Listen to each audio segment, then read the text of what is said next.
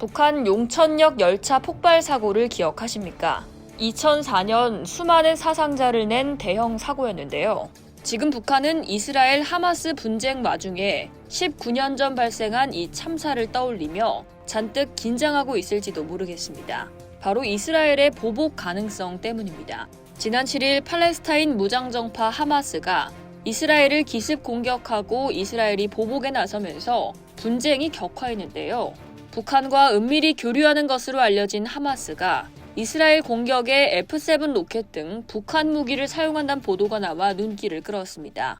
또 하마스가 무기고로 사용하는 지하 땅굴도 북한이 도움을 준 것 아니냐는 주장이 제기됐습니다. 이스라엘이 다시 한번 북한을 노려보며 이를 갈망한 상황입니다. 이스라엘은 지난 수십 년간 중동에 대한 북한의 핵기술 지원과 무기 제공에 신경을 곤두세워 왔는데요. 과거 용천역 열차 폭발 사고 때도 김정일 암살 시도설과 함께 이스라엘 정보기관 모사드의 공작이라는 의혹이 일었습니다. 2004년 4월 22일 북한 평안북도 용천군 용천역에서 질산 암모늄을 실은 화물열차와 유류수송열차의 충돌로 대규모 폭발이 일어나 150여 명이 사망하고 1,300여 명이 다치는 참사가 빚어졌는데요. 용천역 반경 1km 지역이 피해를 입었고 특히 500m 안의 건물은 대부분 완파되는 끔찍한 사고였습니다. 이 폭발 사고는 당시 중국을 방문하고 돌아오는 김정일이 탄 열차가 용천역을 통과한 직후 발생했습니다.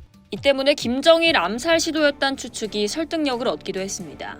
2011년 폭로 전문 웹사이트 위키리크스에 따르면 실제로 김정일은 이를 자신을 노린 암살 시도로 여겼다고 합니다. 이스라엘 모사드 공작설도 불거졌습니다. 이스라엘이 시리아의 핵 개발을 저지하기 위해 북한에서 폭발 사고를 일으켰다는 주장입니다. 당시 사망자 중 핵 교류를 위해 북한을 방문한 시리아 과학자 10여 명이 포함된 것으로 알려졌기 때문입니다.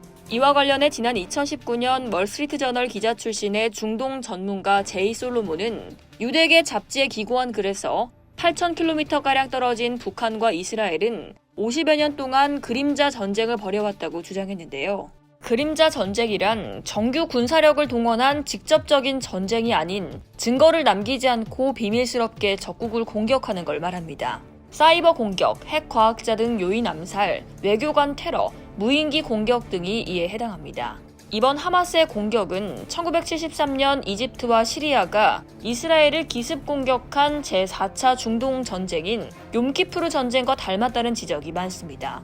욤키프르 전쟁 때도 북한은 이집트를 군사적으로 지원했습니다. 이스라엘의 북한은 눈엣 가시를 넘어 전쟁 상대국이나 다름없습니다. 북한을 겨냥한 이스라엘의 그림자 전쟁은 앞으로 어떤 양상으로 전개될까요? 이스라엘이 하마스를 겨냥해 무한 보복을 선언하면서 중동에서 지리적으로 멀리 떨어진 북한이 국제 분쟁 전문가들의 이목을 끌고 있습니다.